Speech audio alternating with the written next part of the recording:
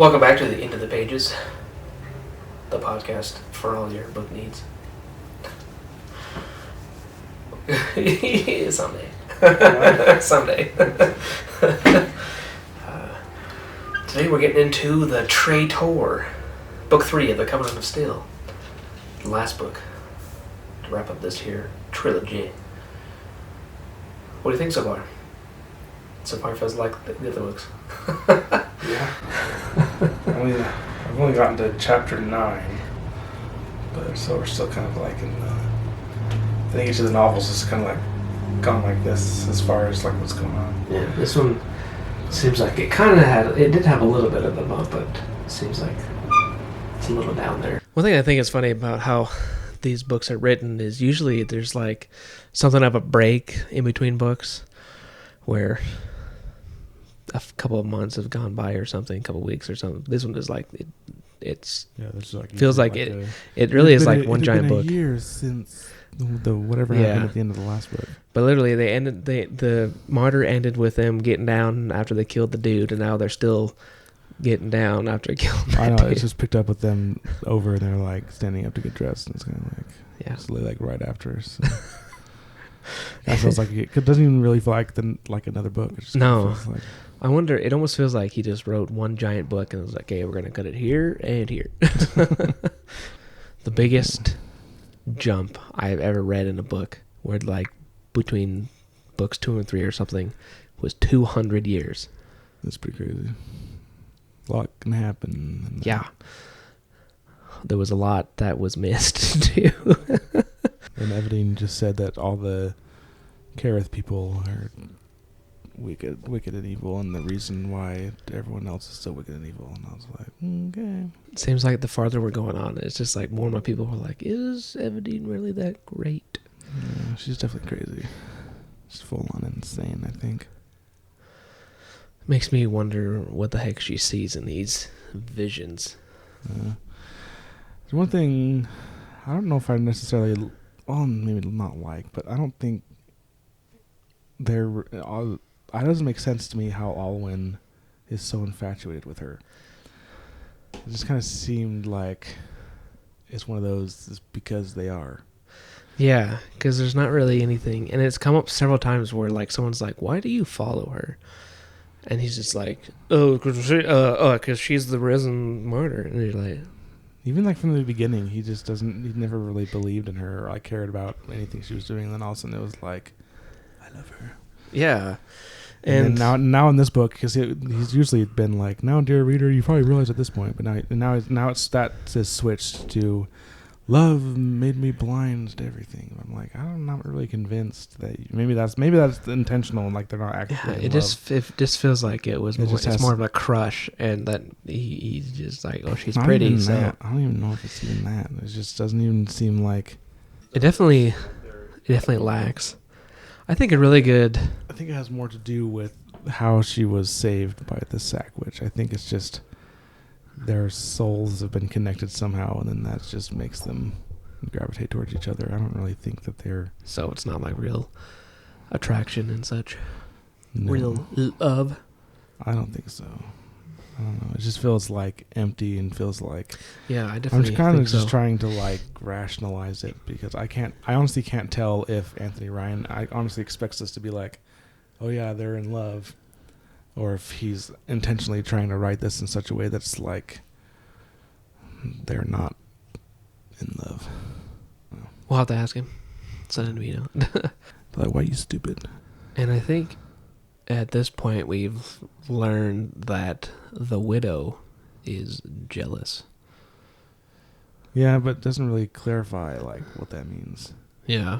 Or what is she jealous of? Is because if Anthony tries to tell me that she's in love with Alwyn, then I know that he just is stupid and doesn't know how to write people falling in love. But yeah, it comes up. But if she's in love with Ebony? Oh, maybe she's a lesbian. I don't know. Yeah, it doesn't make any sense. I think even Alwyn kind of thinks that, because... So it comes up because... what's her freaking name? Ian. audiobooks is Ian, but Ian. Basically, he's like, I know that you are banging Evanine. And then she's kind of like offhand mentions the widow's jealous. And then Alwyn's like, what the crap? Why is she jealous? What's she jealous of? So it's not she clear. thinks It's not clear. Alwyn is fine. It's not really clear if that's why or if she's just, because she's also kind of fanatic in how she is. She's also kind of crazy. So maybe she's just jealous of the time Alwyn is giving to Evanine. So it's also been clear that Alwyn knows that the widow doesn't believe in Coraline or the Covenant or anything. She's just kind of crazy and wants to kill people. And she's just like grief-stricken and such. I assume that's part of it. Probably is, and like wanting revenge and stuff. Yeah. But yeah, because I think now the whole premise, so like the pariah was all about just kind of getting an idea of who Alwyn was, and then all of a sudden we get introduced to Evanine. And then the martyr is all about Evanine's like risen, and she's kind of discovering what that means. But this book, The Traitor, it seems obvious it's all about, and she's said that right off the beginning of the book, they march on the holy city, sack it, and she disbands the Luminant Council, which is like the highest council leaders in the Covenant Church. And then she says that she is the head of the Covenant. She's basically the Seraphile, and she speaks for them. And then now she also is saying that she wants to be the queen. So she wants to be the head of the land and the head of the religion. Yeah, and I tell you, if that doesn't speak volumes, just saying like, I am obviously not the right person. I'm not the actual spokesman of the Seraphile. Because it doesn't make sense how, after all this time, she's the only one who's come around and then finally been like, oh, then the Seraphile's like, oh yeah, you're supposed to be the one, get rid of everything. Like, what? And Alwyn, even apparently, future Alwyn told that scholar that she actually is being used, or she is the Malicite, which is the badness of the world. Yeah. And it kind of makes sense. I think that makes more sense, obviously, because everything Evanine has been doing ever since Alwyn got hit by the avalanche and lived with the carrots, she's kind of gone more crazy, and Alwyn kind of noticed that she is less compassionate, and that she's less caring of people dying, and she's more ready to be like kill people. And she's also kind of like sowing war and discord and chaos more than she is unity and peace, which is what you would think the Seraphile would be. Yeah, that's kind of another thing that it just... Plus, I've never really liked the name Seraphile. I'm just throwing it out there. I don't know why. Every time I hear Seraphile, I think pedophile. I don't know why. Close. Like my mind just goes right to Seraphile pedophile, and I'm like, freaks. She's the pedophile of this religion. I do like that there's at least some people who are catching on and not just being like, oh yeah, she's the risen martyr or whatever. Like I really love the meeting with Duke Laurent. Did you get that far? Yeah. Okay. I like how the last like paragraph of that chapter when he's just like, this lady over here has been with me for 20 years. She saw my wife's die and she was here. When she speaks of when she speaks this, he sees truth, but when Alwyn speaks of of Evadine, I can't remember exactly what he said, but he's like some sort of blind devotion. Yeah. And I think this is interesting. It almost kind of feels like through this whole series we've been, at least since Evadine was introduced, we kind of just been not necessarily dragged along, but we've been taken along with like thinking like, oh yeah, Evadine's the good person. Alwyn's he's the main character. He's the good person. These guys are all doing the right thing. And in the beginning, it really seemed like that's what it was. But it's slowly been flipping toward like, oh, maybe not so much. And now it's even get to the point where all these other people are like, well, if she is so divine and good, then how come there's so much killing and war and such, like many things that Laurent said. I still kind of think, I think I said this last episode, but I think that Alwyn is going to eventually just be like, okay, this is enough. We can't do this anymore, and he's gonna. Well, I think that's what this whole series is meant to be. Yeah. It just kind of seems like he's writing down his confessions or his guilt. Because there's been several times where he's like, if only I had known at this point, this is what this would have meant. And when Everdeen gives this big speech where she's saying that she needs to specifically be the one to bless Monarch's rule, otherwise that means that they're part of the Malachite. And so she's like, we need to go bless the Princess Regent, and if she doesn't let me, then we're going to go and force her to let me. And then older Alwyn kind of chimes in, and he's like, this, dear reader, I wish I had known was the moment, the beginning of the blood and carnage.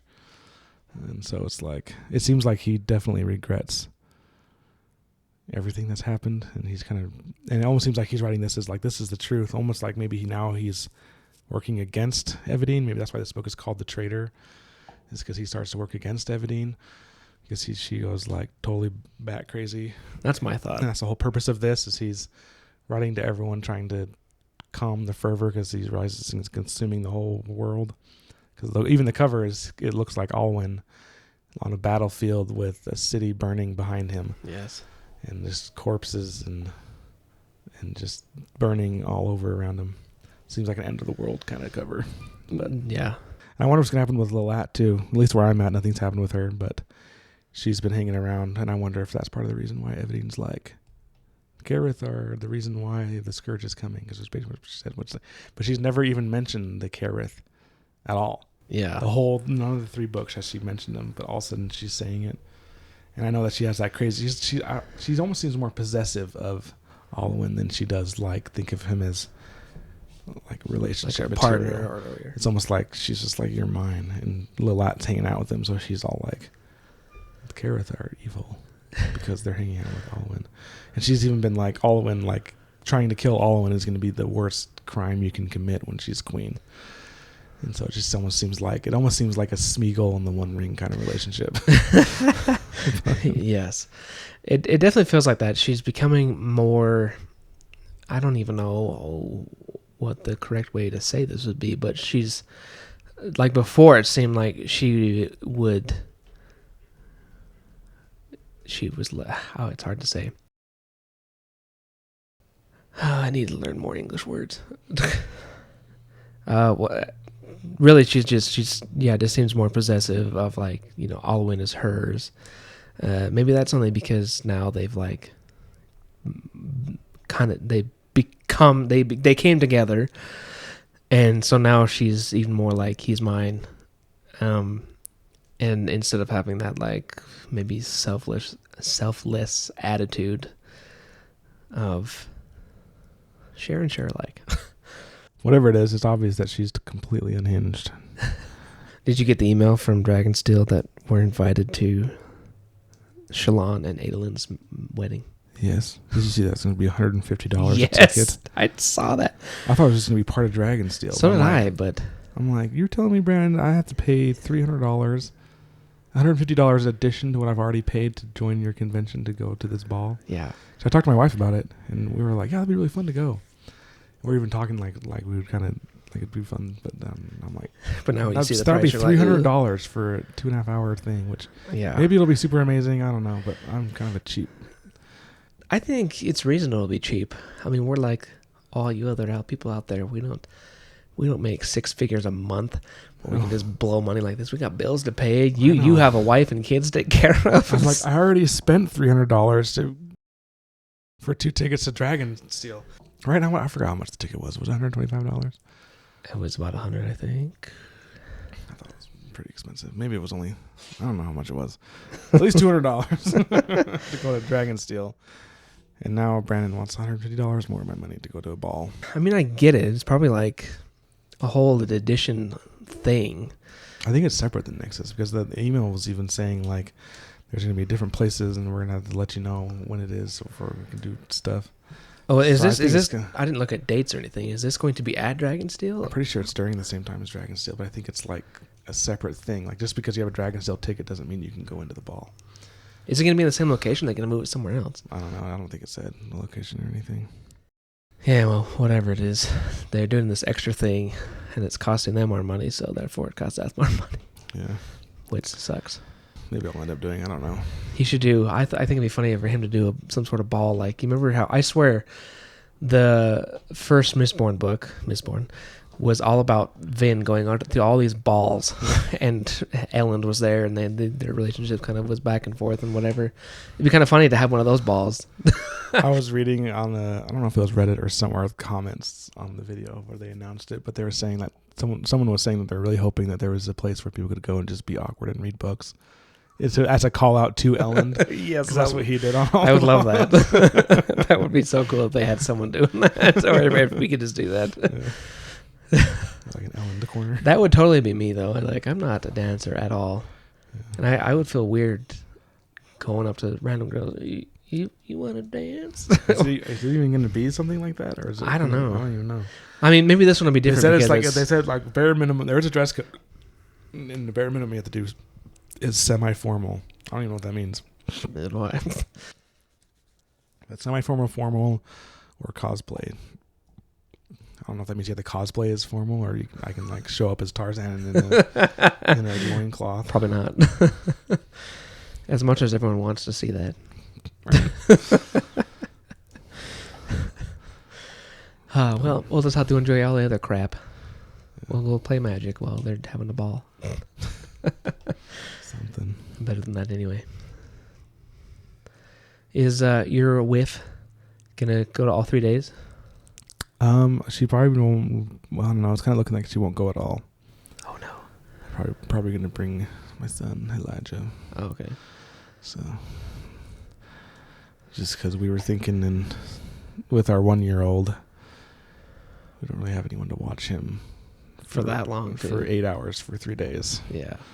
So maybe she'll still be able to come for a little bit. Yeah, and just the kids in general. Like, we don't really have anyone to watch the kids for. I'd offer, but I'm going. 3-4 days. But, so probably just bring Elijah. Well, at least you get to use the ticket and not like waste it, whatever. Yeah, that'll still be fun. Hey, let's talk about Elijah for a second. He's your 8-year-old son who you have converted to Brandon Sanderson. Yes, he just finished, well, actually, like a month ago, he just finished Alcatraz versus the Evil Librarians. He really liked it, so. Yeah. What made me excited is that he asked, did he ask you or Kate, or your, can we say her name on the podcast? I don't care. Caitlin. My wife's name is Caitlin. Did he ask you, or was it Caitlin he asked, is there any Brandon Sanderson books? What? I have no idea what you're talking about. Well, you told me the story. Well, all I know is he was asking for more Brandon books. But it was kind of like, well, there are more books, but they're a little harder to read than the ones you just finished. Above your reading level. But still, the rate that he learns reading, maybe he'll be able to read those in like a couple of years. 2 years, yeah. For sure. Probably start him off on like Mistborn or something. Yeah. Man, and one thing that's amazing about, like, I would feel so comfortable having my younger kid who's 10, 12 years old or something like that read Brandon's books. Whereas, like, if I had a kid who was that age and wanted to read, the Traitor or, the Covenant, still be like, this is a little grown up. Maybe, like, I would feel it is my responsibility as a parent to screen my child from a book like that, where thrown on F words and all the kinds of stuff like that. Yeah.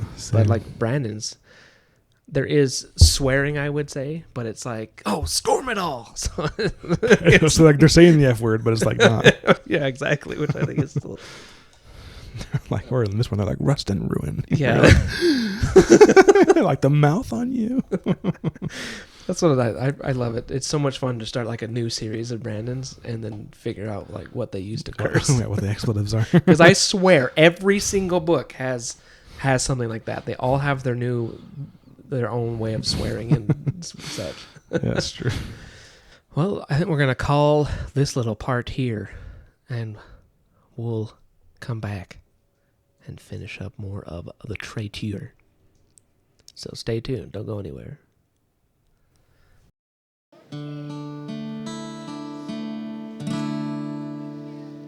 it's over.